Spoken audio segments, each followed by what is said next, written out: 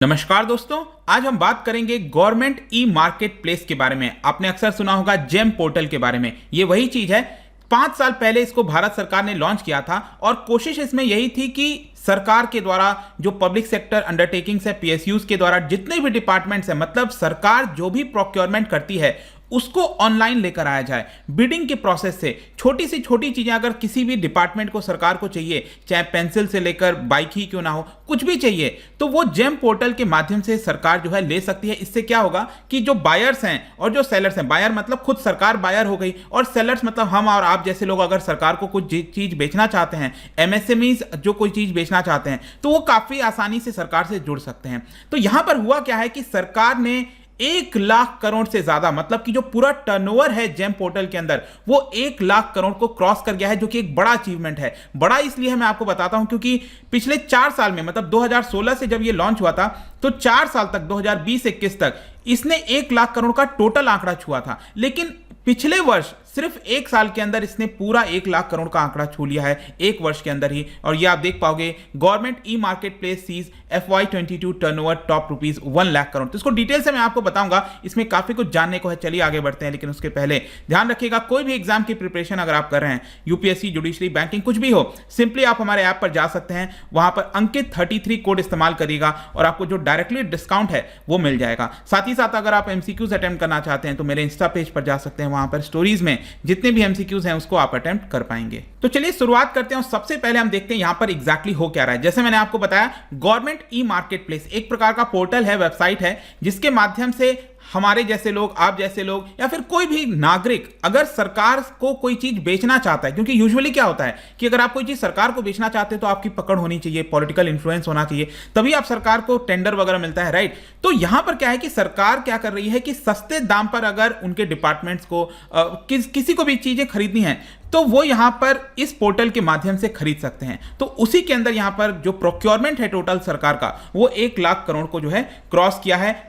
और जैसा मैंने बताया कि पिछले 4.5 ईयर्स में 1 लाख करोड़ टच हुआ था, लेकिन सिर्फ 1 साल के अंदर, करंट जो फिजिकल ईयर जो अभी पिछला वाला गया है 2021-22 का, उसमें इन्होंने यहां पर छू लिया है 1 लाख करोड़ का आंकड़ा। अगेन यहां पर आप देख सकते हो 2016 से जो लॉन्च हुआ था, तो ये पूरा 1 लाख करोड़ का आंकड़ा छुआ था 4.5 ईयर्स में। लेकिन ये जो पिछला फाइनेंशियल ईयर है, इसमें ऑलरेडी इसने 1 लाख करोड़ से ऊपर क्रॉस कर लिया। और इसीलिए नरेंद्र मोदी जी का भी ट्वीट आया था, एंड ही सेड कि he is happy to know कि ये आंकड़ा छुआ गया है और this is very significant from the previous years. इसके अलावा क्वेश्चन ये है कि जेम पोर्टल एग्जैक्टली है क्या। मैंने आपको बताया कि वन स्टॉप पोर्टल है, ताकि जो गवर्नमेंट डिपार्टमेंट्स हैं, गवर्नमेंट ऑर्गेनाइजेशंस हैं, या फिर पीएसयूज हैं, अगर उनको कोई भी गुड्स या सर्विसेज लेना है मार्केट से, तो वो क्यों ना एक पर्टिकुलर पोर्टल से किया जाए। तो यही पोर्टल बनाया गया है ताकि गवर्नमेंट के मिनिस्ट्रीज वगैरह कोई भी इस पोर्टल पर जाएंगे और वहां पर सेलर्स लिस्टेड होंगे। अब सेलर्स मतलब कोई भी आ सकता है यहां पर और अपना सामान लिस्ट कर सकता है, और बिडिंग वगैरह के माध्यम से जो भी प्रोसेस है उसके माध्यम से उन डिपार्टमेंट्स, पीएसयूज को लगता है कि आपसे वो परचेस करेंगे तो वो आपसे परचेस कर सकते हैं। तो बेसिकली एक प्रकार का ओपन और ट्रांसपेरेंट प्रोक्योरमेंट प्लेटफॉर्म यहां पर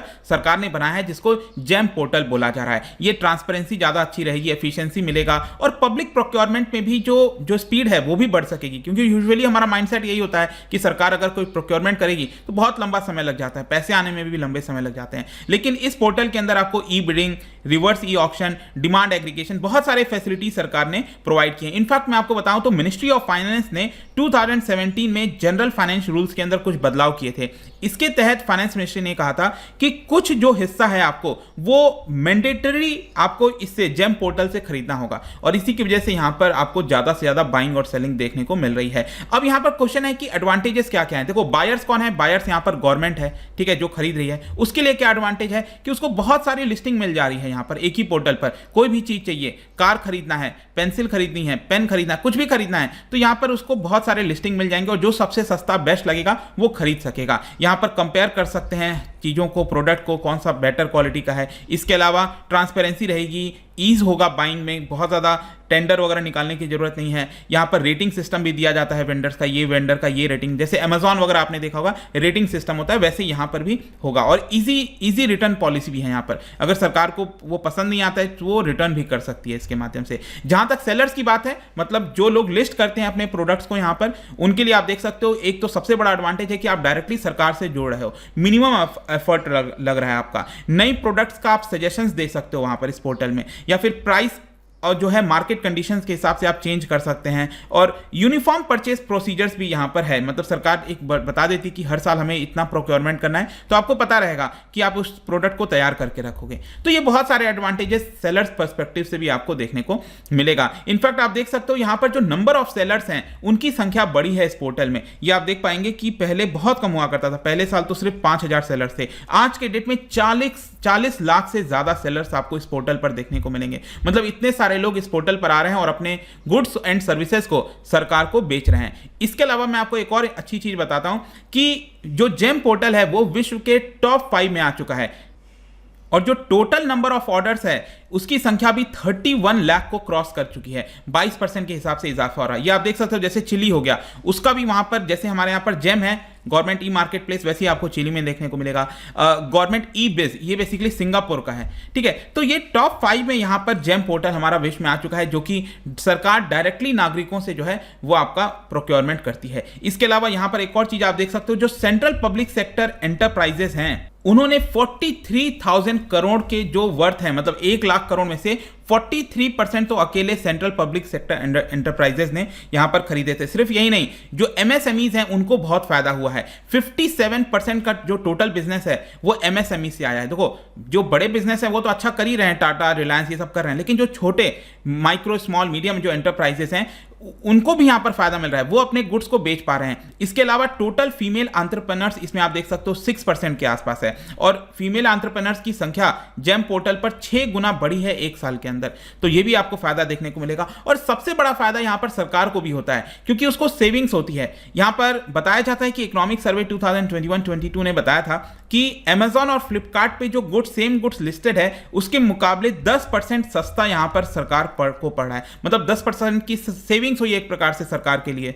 तो ये एक काफी बड़ा बेनिफिट जो है सरकार के लिए है। इसके अलावा मैं आपको बता दूं कि सरकार ने टारगेट रखा है कि ये वाला जो फाइनेंशियल ईयर, अब नए फाइनेंशियल ईयर में आ चुके हैं हम 2022-23 में, यहां पर सरकार ने इसका जो टारगेट है वो 1.5 लाख करोड़ का रखा है। देखते हैं ये अचीव होता है कि नहीं, बट आई होप कि इस वीडियो के माध्यम से जो भी ये था गवर्नमेंट ई मार्केट प्लेस वो आपको समझ में आ गया होगा। जाने से पहले एक इंटरेस्टिंग क्वेश्चन, क्या बता सकते हो जो पावर होती है लेजिस्लेटिव काउंसिल को क्रिएट करने की, अबॉलिश करने की, वो किसके पास होती है, ये आपको बताना है। कहने का मतलब है, आपने देखा होगा राज्यों में लेजिस्लेटिव असेंबली तो होता ही होता है हर एक राज्य के अंदर, ठीक है, विधान सभा जिसको कहा जाता है, राइट। लेकिन उसके साथ साथ कुछ राज्यों में आपको लेजिस्लेटिव काउंसिल, विधान परिषद भी देखने को मिल देता है। तो ये लेजिस्लेटिव काउंसिल को बनाने का या फिर अबॉलिश करने का ये पावर किसके पास है, इसका राइट आंसर आपको पता ही है, मेरे इंस्टाग्राम पर तो मिलेगा ही। वहां पर अगर आप नहीं हो कोई बात नहीं, टेलीग्राम से भी ले सकते हैं इसका सही उत्तर। मैं कई सारे जो एमसीक्यूज हैं वो यहां पर स्टोरीज में डालता रहता हूं। बाकी अगर आपको पीडीएफ चाहिए तो टेलीग्राम पर आइए, अलग अलग सोशल मीडिया पर भी आप जुड़ पाएंगे।